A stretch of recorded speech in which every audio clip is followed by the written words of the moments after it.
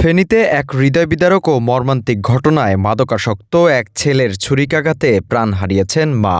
একই ঘটনায় গুরুতর আহত হয়েছেন বাবা ও বোন। রোববার রাত 8:30টার দিকে দাগনভূঞা উপজেলার সিন্দুরপুর ইউনিয়নের দিলপুর গ্রামে এই ঘটনাটি ঘটে।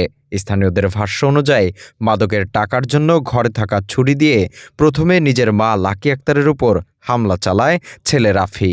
শুনছি আমার বাইজিরে মারিয়ে গেছে ছেলে, তিনজনের ছুরি মারছে। ছেলে ওর বাবারও কুপাইছে এবং ওর বোনেরও কুপাইছে এবং ওর মারও কুপাইছে। তো মা মারা গেছে এবং বাপ এবং বোনকে আমরা চিটং পাঠাই দিছি। তাদের অবস্থা ভালো না। ছেলে তার মা বাবা এবং কি বোনকে নৃশংসভাবে ছুরির আঘাতে একজনকে হত্যা করে, আর দুজন এখন মুমূর্ষু অবস্থা হসপিটালে ভর্তি আছে। আসলে এই ছেলেটা দীর্ঘদিন যাবৎ সে মাদক সেবন করে আসছে। স্থানীয়রা তাদের উদ্ধার করে হাসপাতালে নেওয়ার পথে মা লাকি আক্তারের মৃত্যু হয়।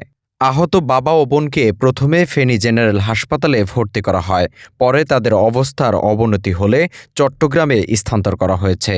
এ ঘটনায় এলাকায় নেমে এসেছে শোকের ছায়া। স্থানীয়দের সহায়তায় রাতেই অভিযুক্ত রাফিকে গ্রেফতার করেছে পুলিশ। উদ্ধার করা হয়েছে হামলায় ব্যবহৃত ছুরি।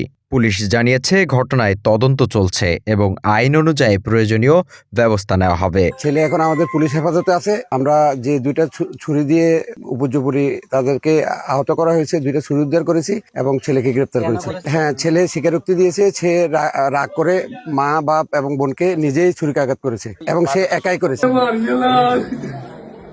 Prime TV desk report.